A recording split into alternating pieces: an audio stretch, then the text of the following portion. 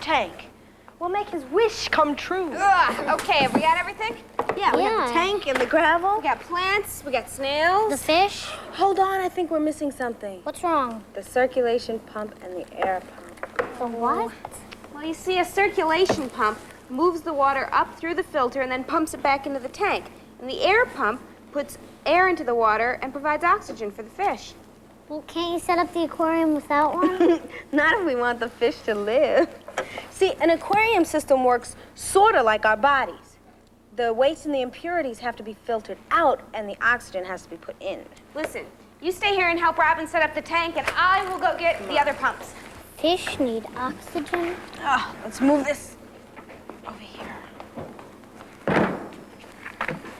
It must be weird living in water like a fish. It's not so weird. You used to live in water. Me? I lived in water? Yeah, in your mother's womb, right up until the time you were born. You did. Oh.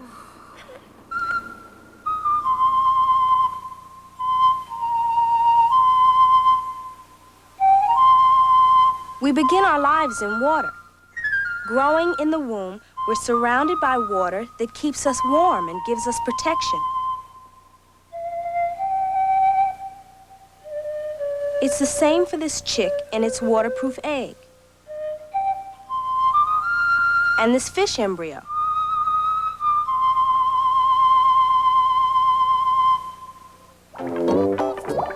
Where there's water, there is usually some kind of life in it. From humans on down to the smallest microorganism, there's no escaping the presence of water. Since life began in the ocean, it's not surprising that our bodies are 60% water. Our blood is 80% water.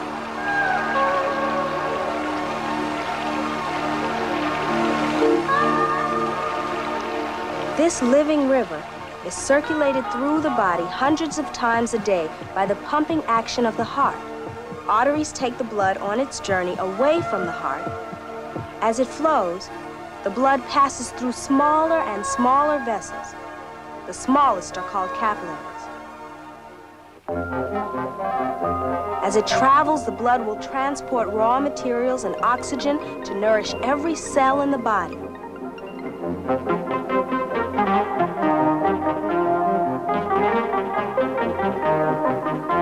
Often these tiny vessels are only one red blood cell wide.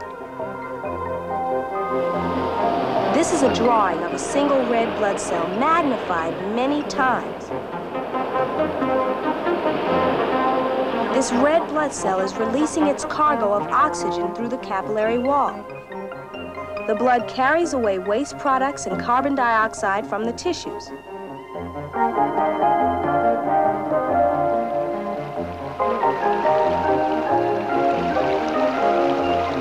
Like a river, the blood flows onward.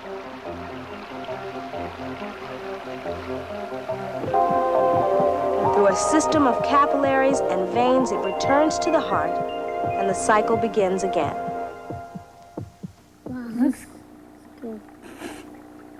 It looks great, doesn't it? Yeah, Miguel will love it. Yeah, he will. You don't think we forgot anything, do you? Ah, we got the plants. We have the snails to keep the tank clean by eating the algae in the waves. Got catfish on the bottom, neon tetras, silver tetras, hatchetfish. The air pump and the circulation pump. And I put the filter in. Good. Hey, how does that work? The filter? Well, see, this is charcoal. And as the water moves through the filter, the charcoal takes out the impurities. You see, the filter works the same way for the aquarium that our kidneys do for our bodies. Same what? Well, see, the fish, they leave waste in the water, and the filter has to get rid of them. Same thing with our bodies. Our cells put impurities in our blood, and our kidneys work like a filter to remove them. You mean the aquarium does the same job as our bodies does? No, not exactly. Almost. Well, some of the same things work the same way, like this air pump works how our lungs work. This puts oxygen into the water, and our lungs put oxygen into our blood. And that takes it to the cells. See this circulation pump? It keeps the water circulating, keeps it moving through the filter and among the fish. Hey, I know what our pump is. You do? Sure. It's the heart. Good! Get on, Paco. That's really good. All the water we drink or get from our food eventually gets processed by our kidneys. The kidneys are two bean-shaped organs located under our ribs. They help clean our blood.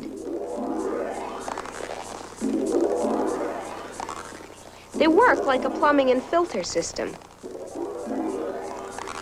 Blood travels to the kidneys through the arteries. As it flows through the kidneys, it gets filtered by a series of tubes and pipes. This process removes harmful waste products from our blood.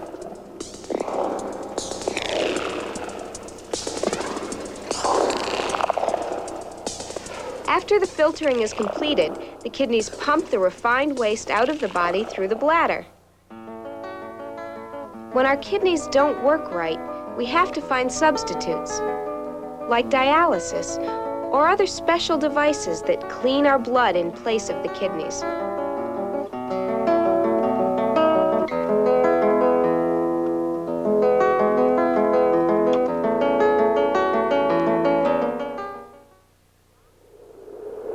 It's a long way from the city where I live to the cold woods of northern Minnesota. But here I was, getting ready for a real expedition. The signal has been coming from this one spot for several months now. So we think it's spending the winter right here. But it's so far in there, it's gonna take us all day. It's worth it, Lynn, because really there's no other place we can do a study like this, and we've just got to get in there. Dr. Lynn Rogers, a field biologist for the U.S. Forestry Service and an expert on black bears. And Dr. Ralph Nelson, medical doctor and a leading nutritionist. I was here to see how scientists from two completely different areas of interest get together and share their knowledge to help people. Do you think this is going to be very dangerous? Well, it can be dangerous because they're big animals, and that always means they have power, they have big teeth, and so we're always real cautious. This is real dense woods, so we couldn't see what was going on the ground. This is quite a ways from any road or anything, so it's going to take all day for us to get there. It'll take snowmobiles to get in the vicinity and then snowshoes through the woods.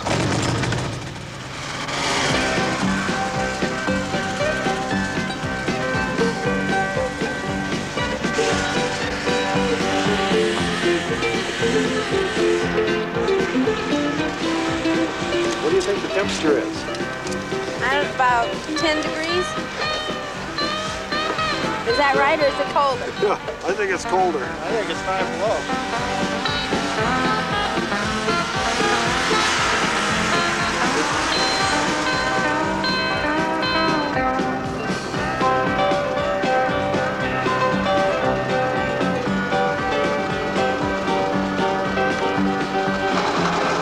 See the spot?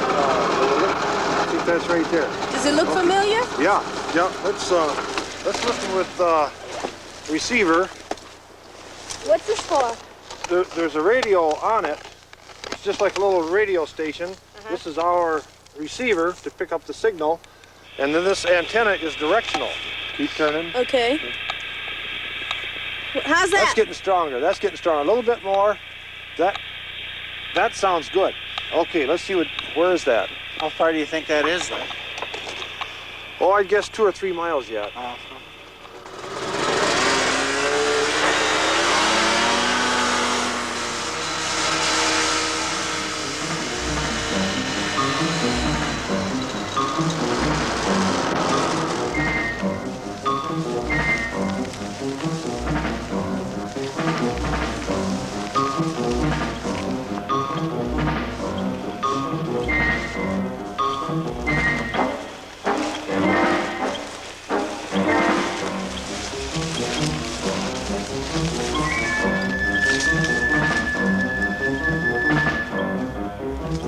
We're getting close.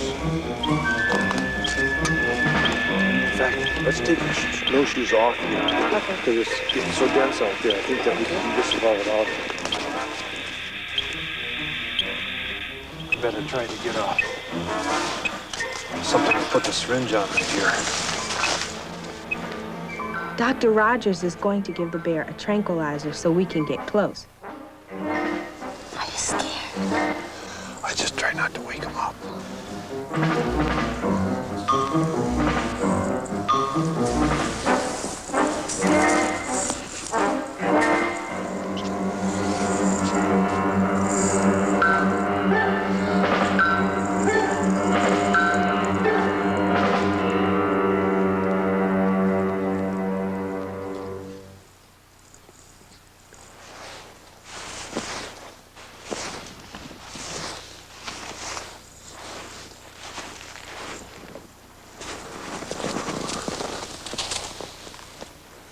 The bear's right near the entrance, but I think the drug is taking effect. Good.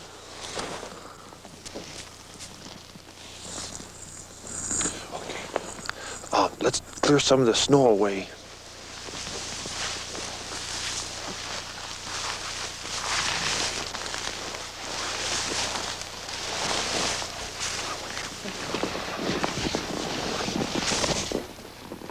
Okay, she's starting to show some coordinated. Yeah, I wonder Somewhat. if you need some more anesthesia. Well, the cub isn't moving around. It's probably pretty well zonked in there. Okay, let's put her up on the... Grand scale? Yeah. Here, let me do it. And you gotta read that scale. What are you doing? Well, this is called using your head in research. Female number 195. Mm-hmm. And she weighs 172 pounds, so that's down. Mm-hmm. Okay, now we better get the yearling How out. about 2 doses anesthesia? And, yes. Here. I don't know if I can hold 42 pounds. Oh, I can't. He's too heavy. Now the Take a yearling. listen to her. Huh? He's too heavy. Can I hear? You sure can hear this? go one? ahead. Listen right over here. Oh, sure, I hear it. Uh-huh. It's loud, too. That's good and healthy. Woo-wee! Look at those teeth. They look pretty sharp. Yeah, they do. See that orange area up near the gum? Yes. The width of that orange area gives an idea how old she is. Dr. Rogers, why are you taking the bear's blood? A bear is a mammal just like we are. And it's a warm-blooded animal. Its body is much like ours. And in the summer, their needs are much the same as ours. But what's interesting about a bear is that in the winter, it can go for 6 months without urinating, defecating, eating, or drinking. And during that time, there's changes that occur in their bodies that are something like happen in people during some illnesses. You know, water is the most important nutrient. We can't live without it. And we used our results on these bears to define a diet, or to build a diet that we could give to people on dialysis, so they had to only be dialyzed once a week. You mean people with kidney problems? That's right. These people actually did not have any kidneys and had to be on dialysis, and do have to be on dialysis the rest of their lives. Well, our studies on bears has made it possible for us to define a diet where human beings could go once every 10 days to the dialysis machine. It cut way down on the amount of dialysis time they had to spend. And it was because of our studies on bears that we were able to do this. I had no idea that you could take blood samples from a bear and it could apply to a human in some way. We think that they'll have application in our studies and other studies to treatment of people with severe burns, people with obesity, people with kidney disease, even anorexia nervosa we see a factor, because the bear has no appetite at all during this time, even though it hasn't eaten for 7 months. That's really incredible. What are you doing with that collar?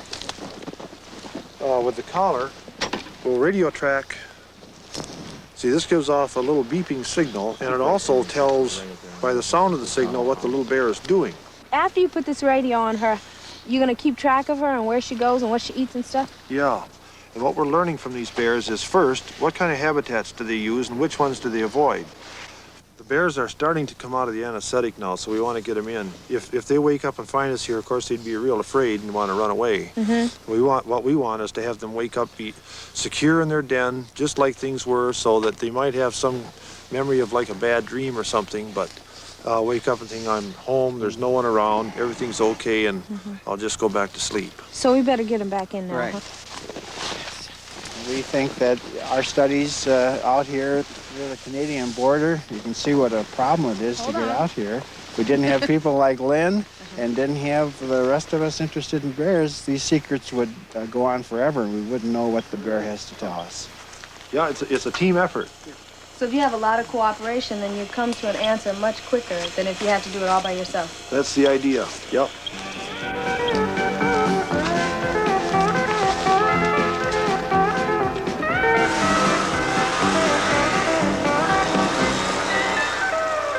It was quite a day, but that was only the beginning of the adventure. Back at the lab, the blood is prepared for important research. This is making the heavy parts of the blood go to the bottom, and then the light parts remain at the top. Let me take this off. Oops. Voila. It looks almost powdery in there. See, there's all the red blood cells have gone to the bottom, and then the liquid part of the blood stays at the top. Dr. Nelson is going to find ways to help kidney patients. Other people will learn from these samples about obesity, severe burns, high cholesterol level in the blood, heart disease, and stones in the gallbladder. Ta-da. I'll take this serum. The clear part is called the serum, and that's what scientists study in their laboratories. And someday their results could help you and me. Right? Right. Right. It was nice to have you along, too. Well, I'm glad I could help.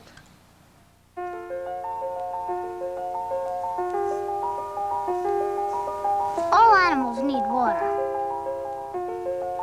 Some get their water mainly from the food they eat.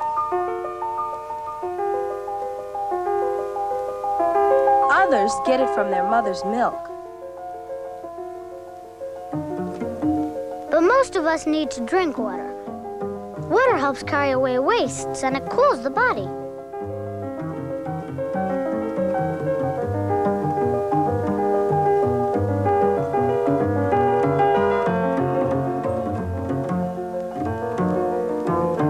Some animals lose water constantly through their skin, and they have to return to the water often.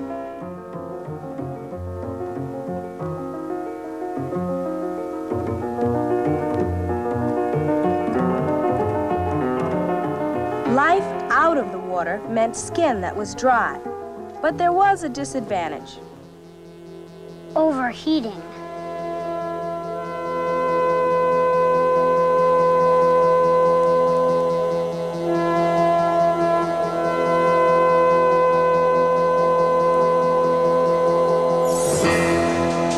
Mammals have a double cooling system. When the body works hard, sweat cools it. As the water evaporates, heat is carried off.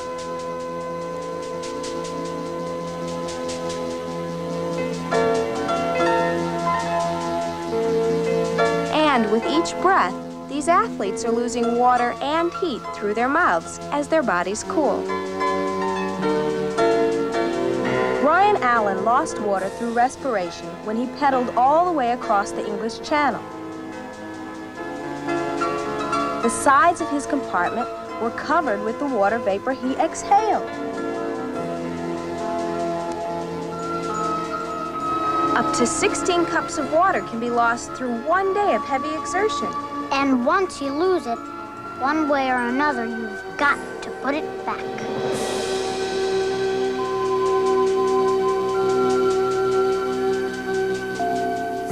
Pure and natural as summer sunlight, cool as a mountain stream. You can pour a glass whenever you want it. No calories, no caffeine. When you're hot and when you're thirsty and your throat is dry, reach for the refreshment that comes to you from the sky.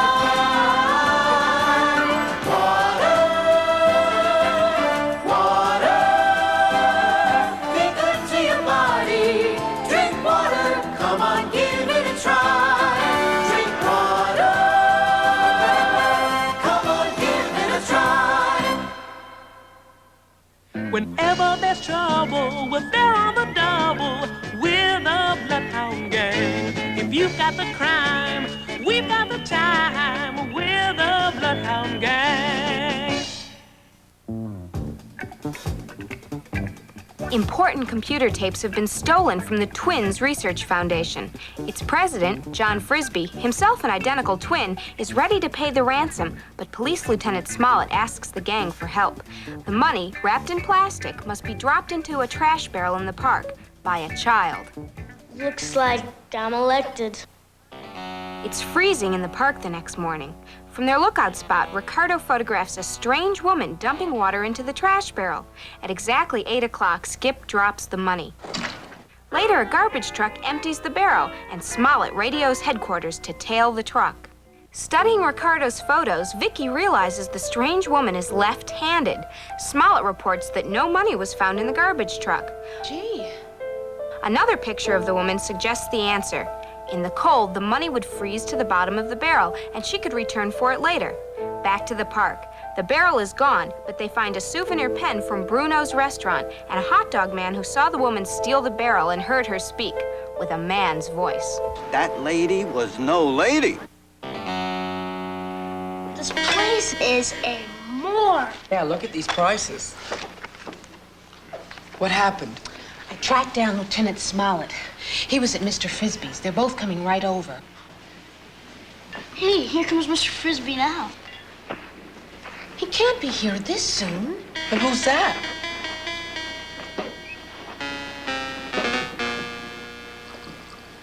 Did you see that? What? He's left-handed. Just like Mr. Frisbee. I'll bet that's Mr. Frisbee's brother. Yeah, his twin. His identical twin. Paging Mr. Kentfield. Mr. Kentfield, telephone. Telephone for Mr. Kentfield. Kentfield? Here comes Lieutenant Smollett. Your phone call sounded urgent. What's up? Look. Andrew, what are you doing here? My dear brother, what an unpleasant surprise. I thought you would be in Hong Kong stealing from widows and orphans. Australia, I've settled down, you know. I just flew in last night. Last night? That's impossible. Who is this impertinent young lady? This is the Bloodhound Gang, and you're under suspicion. What for? Breaking into my office and holding our computer tapes for ransom. Oh, come on now. Flying over ocean and continent at 30,000 feet. You've been here for weeks, probably. Have I? The waitress has served you often enough to know that you're left-handed. As soon as you sat down, she placed your coffee cup to your left. That will hardly hold up in court. I always stay here when I fly in on business. Gee, Australia. Have you ever thrown a boomerang? Thousands. Do they always come back? Any boomerang? Always, always. Listen, find yourself another suspect. I have business to attend to. Sir, you haven't been living in Australia. Or you know that if you toss a boomerang with your left hand, it won't come back. How educational. The waitress made a mistake. I'm right-handed. I think our identical chromosomes make a liar of you, Andrew. We're both left-handed, remember? You dropped this pin at the scene of the crime. That's how we traced you back here. Now, would you like to invite us up to your room, or shall I get a court order? I'm sure we'll find both the computer tapes and the ransom money, and you're under arrest. Andrew, the only thing about you that has changed is your name. My dear brother, you've always regarded me as Mr. Hyde to your kindly Dr. Jekyll, the evil Mr. Hyde. Goodbye, Andrew. Hey, throw a boomerang with your left hand and it won't come back. How come? Because unless it hits the air at the right angle, the forces that keep it up and make it spin just won't work. Basic aerodynamics. I looked it up. What do you think, Paco? Over here in the corner instead? Can you Yeah. read the temperature on that? Yeah, that's a little over 78. Yeah, do you see this is the safety zone for Whoa! Miguel's coming. Hey, Miguel, you're home! Hi. Hi. How you doing? Well, did you have a nice day at school? How was it? What? What's going on here? Come on. Nothing. Come on. Wait a second. Why are you all standing like that? Come on, Why are nothing's you standing going like that then? We're just close friends. Come on. Surprise! Wow. You always said you wanted an aquarium. Now you've got one. Ta-da! Look at that. It's beautiful. Thank you. You're welcome. I can't believe this. There's a whole world in there. Isn't it? Yeah, look at the neons. They're my favorite. Oh, yeah. The ones with the